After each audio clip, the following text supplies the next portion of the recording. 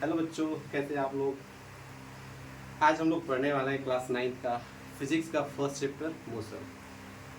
Motion के हर एक topic को आसान और सरल भाषा में डिस्कस किया जाएगा। चैप्टर को स्टार्ट करने से पहले उन बच्चों से मैं कहना चाहता हूं जिन बच्चों ने अभी तक मेरे इस यूट्यूब चैनल को सब्सक्राइब नहीं किया है, तो वो अभी चैनल को सब्सक्राइब करें और बेल आइकन को प्रेस करें, ताकि जब मैं एक वीडियो अपलोड करूं तो उसका नोटिफिकेशन आपको मिल जाए और आपकी एग्जाम की प्रिपरेशन में वह हेल्प करे। ठीक है, क्योंकि हम लोग कोई भी इधर उधर के टॉपिक्स नहीं पढ़ेंगे, to the point authentic NCERT based जितने भी टॉपिक हैं और उनके न्यूमेरिकल हैं उनके कंसेप्ट को समझेंगे और न्यूमेरिकल को एक एक करके सॉल्व करेंगे।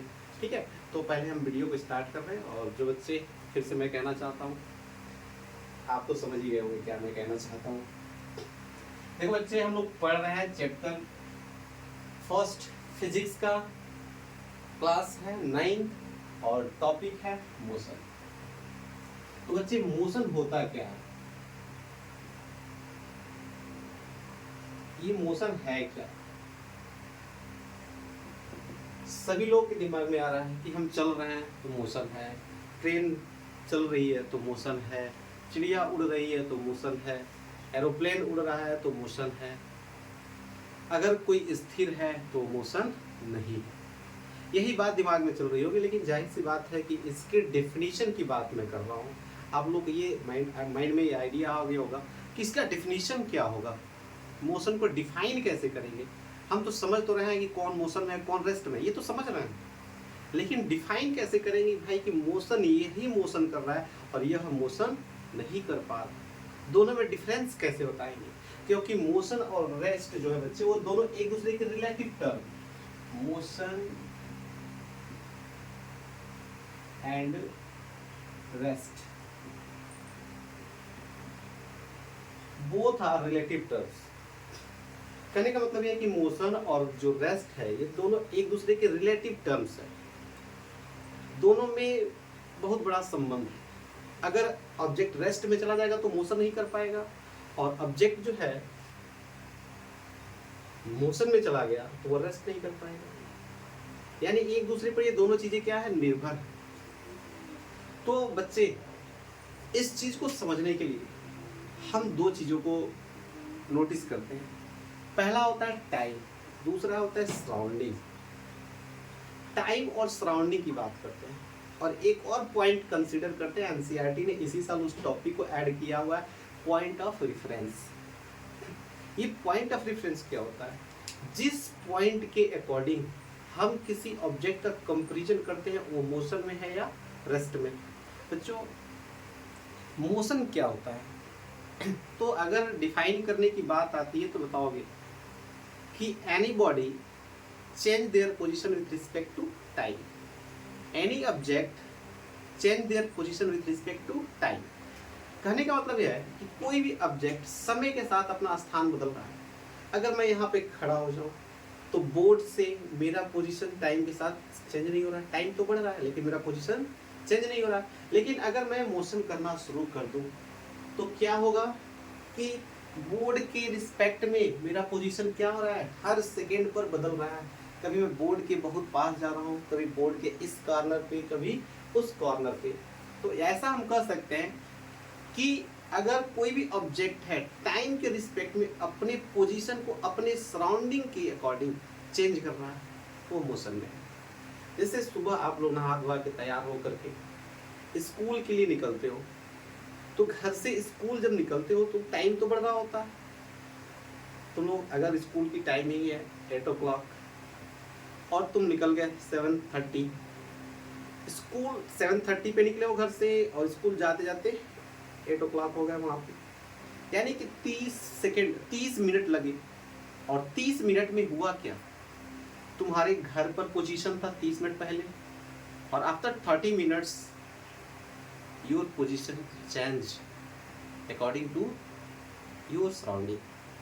यानी कि आपके सराउंडिंग के अकॉर्डिंग आपका पोजीशन क्या हो गया, चेंज हो गया।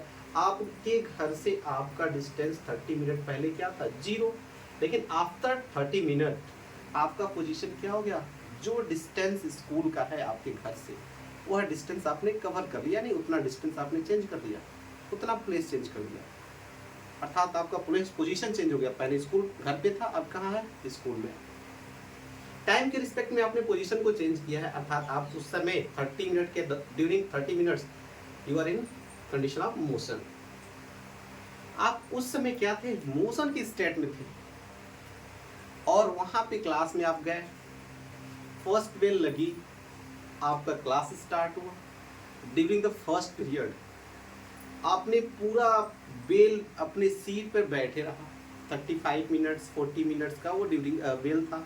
उस 45 मिनट या 30 मिनट्स या 40 मिनट्स के दौरान आपका पोजीशन, टीचर्स जिस बोर्ड पे पढ़ा रहे हैं उस बोर्ड से आपका पोजीशन चेंज नहीं हुआ, अर्थात आप 40 मिनट किस कंडीशन में थे, रेस्ट में थे, क्योंकि 40 मिनट जब अपने एक जगह एक सीट पर बैठ करके आपने क्लास अटेंड किया, उस दौरान आपका पोजीशन आपके सराउंडिंग से, आपके फ्रेंड से, आप जिस कमरे में, उस कमरे की दीवारों से, टीचर से और आपके बोर्ड से, जिस पे आपको टीचर्स एक्सप्लेन कर रहे हैं, पोजीशन वहाँ उन सभी सराउंडिंग की चीज़ों से आपका पोजीशन क्या हुआ, नहीं चेंज हुआ, अर्थात उस समय आप किस कंडीशन में थे, रेस्ट में थे। बात समझ में आई? अगर टाइम के रिस्पेक्ट में आपका पोजीशन बदल रहा है तो आप क्या हैं, मोशन में हैं। टाइम के रिस्पेक्ट में आपका पोजीशन नहीं बदल पा रहा तो आप क्या हैं, रेस्ट में। अब ये पोजीशन किसके अकॉर्डिंग हम देखते हैं कि हमारा पोजीशन बदल रहा है, तभी मैं ये मार्कर है, इसको मैं रेस्ट कर दिया, इसको इधर लेके जाने लगा, तो टाइम के रिस्पेक्ट में इस मार्कर के अकॉर्डिंग इसका डिस्टेंस क्या हो रहा है, बदल रहा है। या आप कहें तो आपका घर को हम मान लें, आप घर से बाहर निकलते हो तो टाइम के रिस्पेक्ट में आपके घर और आपके बीच का डिस्टेंस क्या हो रहा है, चेंज हो रहा है। तो वह आपका घर जो है बच्चा, वही पॉइंट ऑफ रेफरेंस है जिसके अकॉर्डिंग हम कंपेयर कर पा रहे हैं कि हमारा पोजीशन चेंज हो रहा है। यानी सराउंडिंग में हर वह पॉइंट जिसके अकॉर्डिंग हम बता पा रहे हैं कि हमारा पोजीशन बदल रहा है, हमारी उससे डिस्टेंस चेंज हो रही है टाइम के रिस्पेक्ट में, तो उसी को हम क्या कहेंगे, पॉइंट ऑफ रेफरेंस कहेंगे। तो बच्चे मैं यहाँ पे इन दोनों को डिफाइन करने के लिए एनसीईआरटी ने एक वर्ड दे दिया है, पॉइंट ऑफ रेफरेंस। बच्चों इसको याद रखोगे, ये कोई बड़ी सी चीज नहीं है, एक छोटी सी तो पॉइंट है। जैसे कि हम मान लेते हैं कि ये कोई ऑब्जेक्ट है, ए मान लो इसका, और कोई बी है और कोई एक सी है। बी क्या करता है, इधर की तरफ मूव करने लगता है टाइम के रिस्पेक्ट में, टाइम के साथ। तो कुछ समय यानी आफ्टर टी सेकेंड इसका पोजीशन यहाँ से हट करके यहाँ आ जाता है। यानी अब इसके बीच का डिस्टेंस क्या था, अगर मान लो कि 2 मीटर था, लेकिन अब ये टाइम के रिस्पेक्ट में ये डिस्टेंस कितना हो गया, 5 मीटर हो गया। इससे इसका डिस्टेंस जो था बच्चे वो 7 मीटर था, अब कितना हो गया, 2 मीटर हो गया। यानी इससे पॉइंट ए से बी का जो डिस्टेंस हुआ इंक्रीज हो गया, लेकिन सी से जो 7 मीटर था वो घट करके कितना हो गया, 2 मीटर पे आ गया यहाँ पे। यानी कि ये पॉइंट और ये पॉइंट इसके अकॉर्डिंग, बी के अकॉर्डिंग, ये दोनों क्या कहलाएंगे, पॉइंट ऑफ रेफरेंस कहलाएंगे। यानी इसके अकॉर्डिंग ये तो दोनों के दोनों स्थिर है, क्योंकि इन दोनों के बीच की दूरी कांस्टेंट है, वो नहीं बदल रही है। इसके और इसके बीच की और इसके और इसके बीच की डिस्टेंस चेंज हो रही है, अर्थात ये अपना जगह बदल रहा है। टाइम के रिस्पेक्ट में पॉइंट बी जो है अपना पोजीशन क्या कर रहा है, चेंज हो रहा है। तो पॉइंट बी क्या है, मोशन में है, बाकी ये दोनों क्या है, रेस्ट में है। तो क्या कर सकते हैं हम कि अगर क्या कर सकते हैं कि अगर हम ये करें, अगर ये कहें कि अगर समय के साथ हम अपना स्थान न बदलें तो हम किस में कहलाएंगे, हम सो गए, रेस्ट कर रहे हैं, एकदम मस्त नींद ले रहे हो, ठीक है। टाइम बढ़ता गया, सुबह 6 बजे से लेकर शाम को 6 बज गए, हम बेड पे ही, तो हम क्या कर रहे हैं, मोशन कर रहे हैं, नहीं।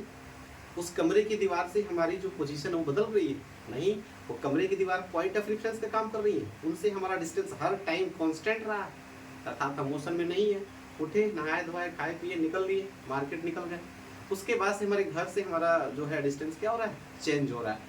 बात समझ में आ गई मैं कहना क्या चाहता हूँ, हमारे घर से हमारा पोजीशन बदल रहा है तो मोशन में नहीं, अगर हम जहाँ पे हैं उसके सराउंडिंग में जो पॉइंट ऑफ रेफरेंस कंसीडर किए गए, जो रेस्ट में है, जिनके बीच का डिस्टेंस हमेशा कांस्टेंट है, उनसे हमारा पोजीशन नहीं चेंज हो रहा, तो हम भी उनके साथ रेस्ट में आ गए। लेकिन अपने सराउंडिंग में जो कांस्टेंट चीजें हैं, घर है, मंदिर है, तालाब है, कुआं है, खाई है, जो भी है, उनके अकॉर्डिंग हम अगर रेस्ट में, उनसे हमारा पोजीशन, उनके रिस्पेक्ट में हमारा पोजीशन टाइम के साथ नहीं चेंज हो रहा है, तो हम रेस्ट में, ठीक है। तो any object does not change their position. अगर मोशन को लिखना होगा बच्चे, मोशन को लिखना होगा, तो क्या लिखोगे? Any object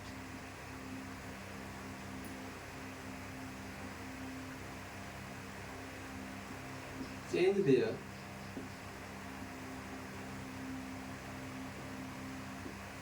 position with respect to time, ठीक है।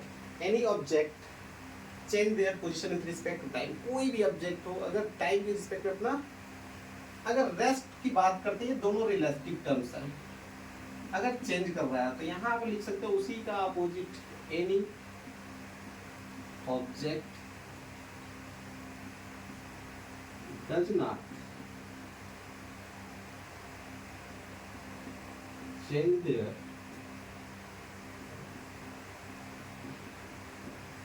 Position with respect to time, ठीक है बच्चे। यानी कि कोई भी ऑब्जेक्ट क्या कर रहा है, टाइम के रिस्पेक्ट में अपना पोजीशन नहीं चेंज कर रहा है, तो रेस्ट में है।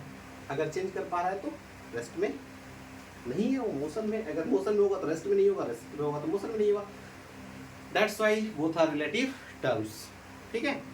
क्वेश्चन भी पूछ दिया है कि जो रेस्ट और मोशन को रिलेटिव टर्म्स क्यों कहा गया, तो आप लोग बता सकते हैं कि अगर रेस्ट में रहेगा तो मोशन में नहीं रहेगा, मोशन में रहेगा तो रेस्ट में नहीं रहेगा, इसलिए दोनों से दोनों एक साथ कभी रेस्ट मोशन नहीं हो सकता, इसलिए दोनों रिलेटिव टर्म्स हैं। अब देखो बच्चे, मोशन के बाद से ये मोशन दो टाइप्स में डिवाइड किया गया। एक होता है बच्चे uniform, uniform motion, non uniform motion.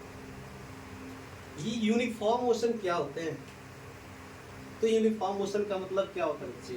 जैसे मान लो कि आप कहीं दूर जाना है, अगर जहां भी जा रहे हो पॉइंट ए से पॉइंट बी तक, अगर यहाँ से कुल दूरी जो है आप क्या कर लो ना, 100 किलोमीटर ले लो, 50 किलोमीटर ले लो, ज्यादा डिस्टेंस पर आप इसको 5 इक्वल पार्ट्स में डिवाइड कर दो, 1 2 3 4 और एक और बना लो। ये सब की सब जो है 10 किलोमीटर का डिस्टेंस कंसीडर कर लो कि हर जगह बोर्ड लगा हुआ है 10 किलोमीटर का,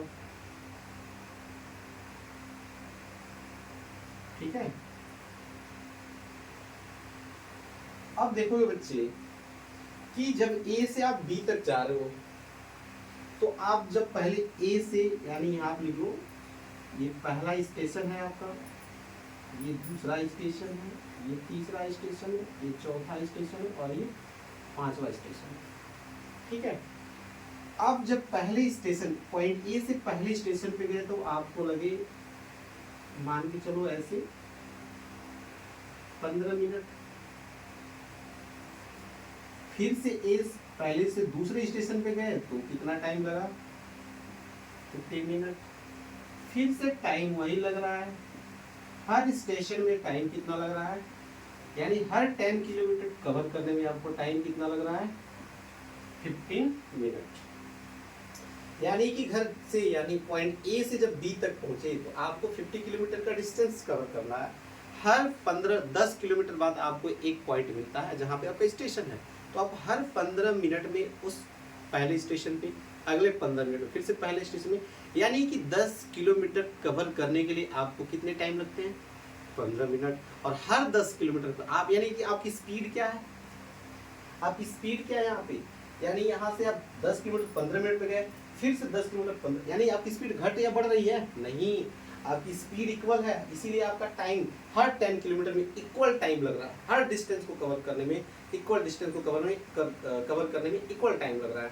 यानी कि यूनिफॉर्म मोशन कर रहे हो आप, एक समान रूप से चल रहे हो, ना कभी तेज चल रहे हो ना कभी धीरे चल रहे हो, तो यूनिफॉर्म मोशन कर रहे हो। यूनिफॉर्म मोशन की डेफिनेशन क्या हो जाएगी?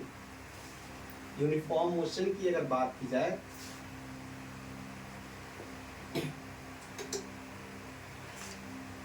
तो यूनिफॉर्म मोशन का मैं डेफिनेशन लिखना चाहूंगा, तो यहां पे हो जाएगा अ body cover equal distance in equal interval of time. यानी कि देखिए यहाँ पे डिस्टेंस भी वो भी इक्वल है, टाइम भी क्या है इक्वल लग रहा है। यानी कि कोई भी ऑब्जेक्ट इक्वल टाइम में इक्वल डिस्टेंस कवर करता है, स्पीड कांस्टेंट रहती है, समय के साथ उसका डिस्टेंस भी इक्वल आता है, तो हम कहेंगे a body cover equal distance in equal interval of time is known as uniform motion. उल्टा हो जाएगा नॉन यूनिफॉर्म मोशन का।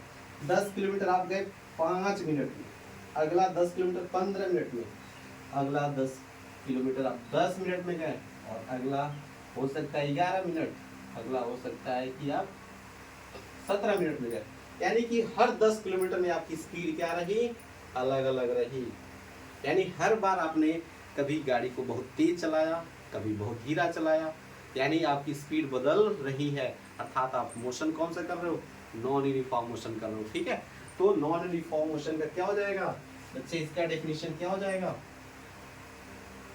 अ body cover equal distance in unequal interval of time. ठीक है, यानी कि यहाँ पे डिस्टेंस तो इक्वल ही है, डिस्टेंस तो नहीं चेंज कर देंगे ना, टाइम अलग अलग लग रहा है।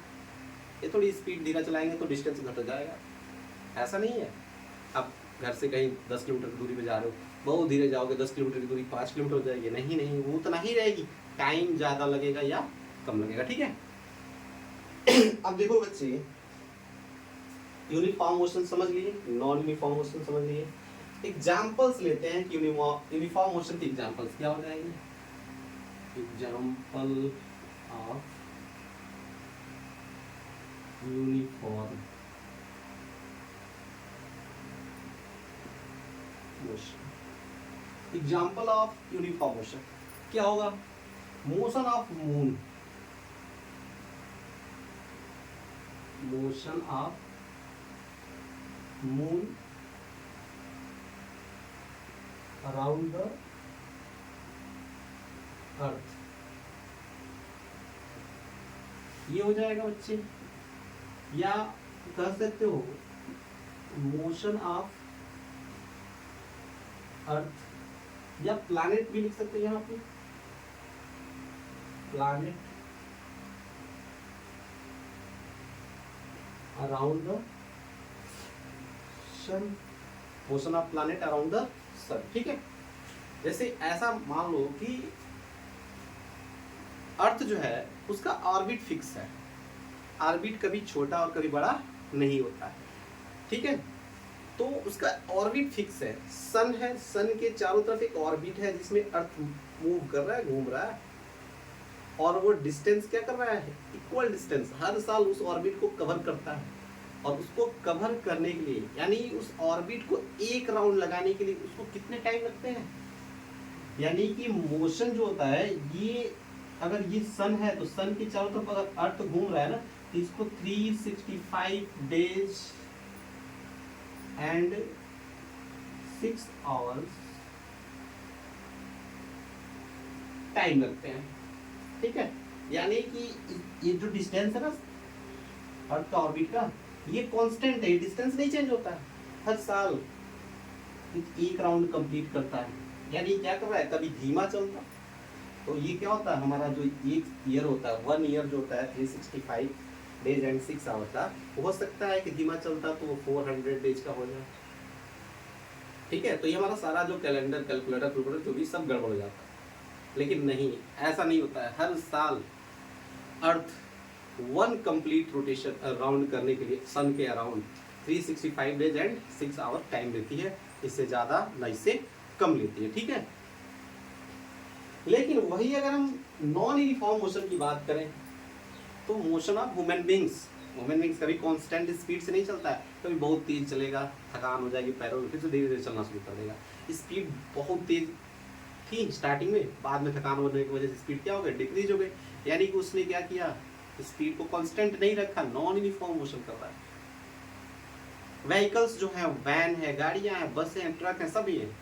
ट्रैफिक जहाँ मिलती है वहाँ उसकी स्पीड क्या होती है, डिक्रीज हो जाती है। और जहाँ पे रोड खाली मिलता है स्पीड क्या होती है, इंक्रीज हो जाती है। यानी टाइम के साथ साथ उनकी स्पीड घटती बढ़ती रहती है। इसीलिए सब नॉन यूनिफॉर्म मोशन करते हैं, ठीक है। अब देखो बच्चे, इसमें मोशन में हमने मोशन को समझा, रेस्ट को समझा, मोशन में यूनिफॉर्म मोशन को समझ लिया, नॉन यूनिफॉर्म मोशन को समझ लिया।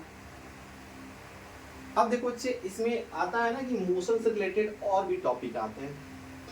जैसे अगर मैं बात करूं तो डिस्टेंस की, क्या डिस्टेंस और डिस्प्लेसमेंट,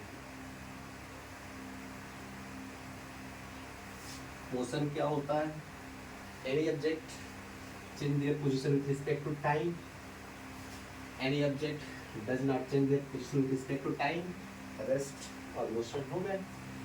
अगर equal distance equal interval of time में कवर कर रहा है तो यूनिफॉर्म है, equal distance unequal interval of time में लग रहा है तो हमारा नॉन यूनिफॉर्म है। एग्जांपल मैंने बता ही दिया।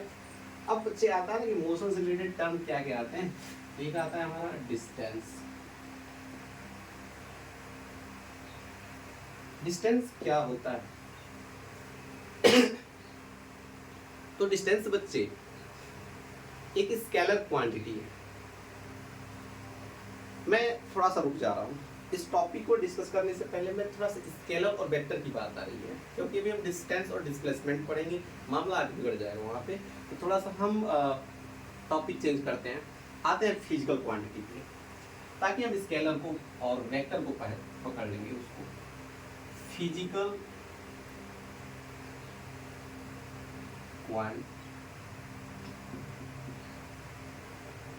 फिजिकल क्वांटिटी क्या होती है बच्चे? फिजिकल क्वांटिटी क्या होती है? आप फिजिक्स पढ़ रहे हो, फिजिक्स में आपको फिजिकल क्वांटिटी पता होनी चाहिए। तो जिन बच्चों को अभी तक नहीं पता है, नो डाउट कोई दिक्कत परेशानी वाली बात नहीं है, क्योंकि अभी तो हम लोग सीखना स्टार्ट किए।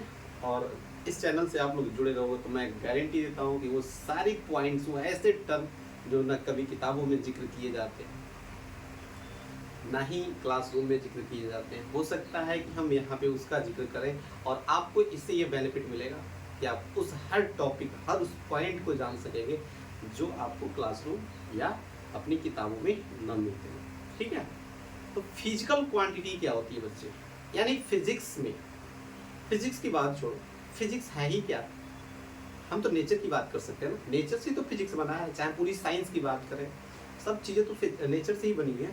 तो नेचर में, पूरे अपने नेचर की मैं बात कर रहा हूँ, जो भी मेजरेबल थिंग्स हैं, जिनका मेजरमेंट पॉसिबल है, वही क्या कहलाएंगी? Physical quantity कहलाएंगी।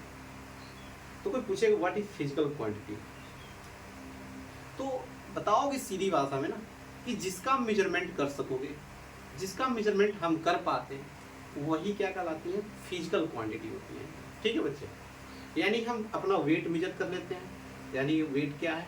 फिजिकल क्वांटिटी है। जब हमें फीवर होती है तो हम टेम्परेचर मेजर कर पाते हैं, तो टेम्परेचर भी क्या है? फिजिकल क्वांटिटी है। अगर हम गाड़ी चलाते हैं तो उसकी स्पीड मेजर कर पाते हैं, गाड़ी कितनी तेज चल रही है, फिजिकल क्वांटिटी है। बहुत सारी चीजें हैं जिसको हम मेजर कर पाते हैं। डिस्टेंस मेजर कर पाते हो, अपनी हाइट मेजर कर पाते हो, ये सब फिजिकल क्वांटिटी है जिसका मेजरमेंट पॉसिबल है। Physical quantities are those quantity which can be measured. Is known as physical quantity. जिसका मेजरमेंट पॉसिबल नहीं है उसको हम फिजिकल क्वांटिटी नहीं कर सकते। तो जिसको मेजर कर सकते हो, माप सकते हो, नाप सकते हो, तौल सकते हो, वो सब फिजिकल है। अब देखो बेटा, इसमें फिजिकल क्वांटिटी में क्या नहीं आएंगे। जैसे मेरे अंदर बहुत सारा इमोशन भरा होगा, तुम्हारे अंदर भी है, तो इस इमोशन को कोई मेजर कर पाएगा? नहीं कर पाएगा। बेटा जब तुम स्कूल नहीं जाते हो सकता है कि तुम्हारे पेरेंट्स 2-3 थापड़ गिरा दे या 1-2 रपड़ खींचते, बढ़िया से खींच दे, लेकिन वो तुम्हारे इमोशन को नहीं समझ रहे कि मेरा बेटा कितना इमोशनल है। या छोड़ो, एक और सा एग्जाम्पल लेते हैं। कोई हस्बैंड जो है क्या कर रहा है, कहीं ड्यूटी से आ रहा है, ठीक है, वहाँ जब ड्यूटी करने गया था उसके बॉस ने उसे बहुत सुनाई, बहुत तगड़ी जम करके, लेकिन जब वो घर आया तो थोड़ी सी टाइम लेट होने की वजह से या मार्केट में कुछ चीज़ें भूल जाने की वजह से उसकी पत्नी ने उसे कुछ तगड़ा सुनाया। क्या ऐसा हो सकता था जब उसके इमोशन को उसकी वाइफ मेजर कर लेती?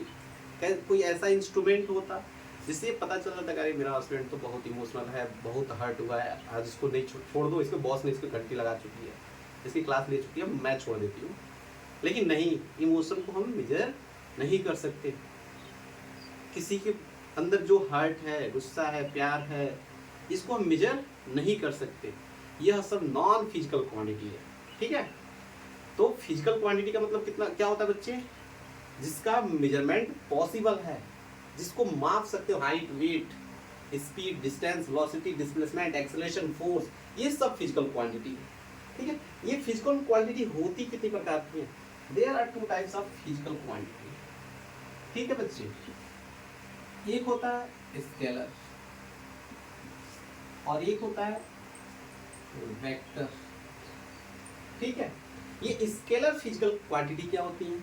अब देखो, समझो इस चीज को, यानी जिस फिजिकल क्वांटिटी को रिप्रेजेंट करने के लिए ओनली मैग्नीट्यूड की रिक्वायरमेंट होती है, यानी रिजल्ट चाहिए केवल, उसको बताने के लिए उसको कितना मैग्नीट्यूड है। मैग्नीट्यूड का मतलब रिजल्ट। हमारी कितनी स्पीड है? 45 मीटर पर सेकेंड, 45 मीटर पर सेकेंड, यानी कि 45 जो है ना बच्चे, 45 मीटर पर सेकेंड, वही तुम्हारी स्पीड, वही तुम्हारी मैग्नीट्यूड है। हमारा हाइट कितना है? तो किसी बच्चे की हाइट अगर 5 फीट है तो उसकी हाइट का मैग्नीट्यूड क्या हो जाएगा? 5 फीट। अब देखो, स्केलर क्वांटिटी को मैंने बताया कि those physical quantities which are represented by only magnitude. इसमें कह सकते हो कि जिस फिजिकल क्वांटिटी को रिप्रेजेंट करने के लिए ओनली मैग्नीट्यूड की रिक्वायरमेंट होती है, डायरेक्शन की रिक्वायरमेंट नहीं होती है। जैसे मुझे फीवर हो गया तो मैं डॉक्टर के पास गया, डॉक्टर बोला कि ये थर्मामीटर है, अपने इधर बाजू में दबा लो और अपना टेम्परेचर मेजर करो। मैं साउथ डायरेक्शन में फेस करके खड़ा हो गया, मेरा बॉडी का टेम्परेचर 102 फ़ारेनहाइट। डॉक्टर बोला अरे फीवर तुमको ज़्यादा आ रहा है, थोड़ा सा ईस्ट की तरफ अपना फेस कर लो, हो सकता है ईस्ट की तरफ फेस करोगे तुम्हारा टेम्परेचर कम हो जाए। तो मैंने ईस्ट की तरफ भी अपना फेस करके टेम्परेचर मेजर किया, फिर भी मेरा टेम्परेचर उतना ही आया। ऐसा क्यों? क्या डायरेक्शन मैटर करता है? डायरेक्शन चेंज करने से हमारा बॉडी का टेम्परेचर चेंज होगा? नहीं। टेम्परेचर क्या है? स्केलर है, इसमें डायरेक्शन की कोई रिक्वायरमेंट नहीं है। लेकिन अगर वही एक चेयर रखी हुई है और उसको ऊपर की तरफ उठाना है तो क्या करेंगे? उसे नीचे की तरफ दबाएंगे तो चेयर ऊपर आ जाएगी? बिल्कुल नहीं। उसमें फोर्स लगाना है और फोर्स वेक्टर है, पता है कि फोर्स का डायरेक्शन ऊपर की तरफ है। ये इसको छोड़ेंगे तो नीचे की तरफ गिरेगा। क्यों? क्योंकि इधर ग्रेविटी फोर्स है, उसका डायरेक्शन डाउनवर्ड है। तो जिनकी रिक्वायरमेंट, जिस फिजिकल क्वांटिटी को रिप्रेजेंट करने के लिए केवल मैग्नीट्यूड चाहिए वह स्केलर होता है, और जिस फिजिकल क्वांटिटी को रिप्रेजेंट करने के लिए मैग्नीट्यूड के साथ साथ डायरेक्शन भी चाहिए वो हमारा वेक्टर होता है। अब देखो बेटा, जैसे मान लो स्केलर में मैंने अपना मास ले लो, लेट करके, बैठ करके, उठ करके, जैसे भी मेजर करो वो उतना ही रहेगा, कांस्टेंट रहेगा। वेट अपना, टेम्परेचर मेजर करना हो, सो जाओगे तब भी 98.6 फ़ारेनहाइट ही रहेगी। बॉडी का टेम्परेचर क्या होता है बच्चे? 98.6 डिग्री फ़ारेनहाइट, ठीक है। ये टेम्परेचर अगर तुम स्वस्थ हो, हेल्दी हो, तुम्हारे बॉडी का टेम्परेचर 98.6 फ़ारेनहाइट ही रहेगी, चाहे तुम लेटे हो, बैठे हो, जिस तरह भी जिस कंडीशन में हो, वो चेंज नहीं होने वाली है, क्योंकि डायरेक्शन मैटर नहीं करता है। टेम्परेचर क्या होता है बच्चे? स्केलर होता है। टेम्परेचर क्या होता है? टेम्परेचर क्या होता है? स्केलर होता है। वेक्टर की बात करते हैं बच्चे। फोर्स, फोर्स क्या होता है? वेक्टर होता है। इसमें फोर्स इस बॉक्स को,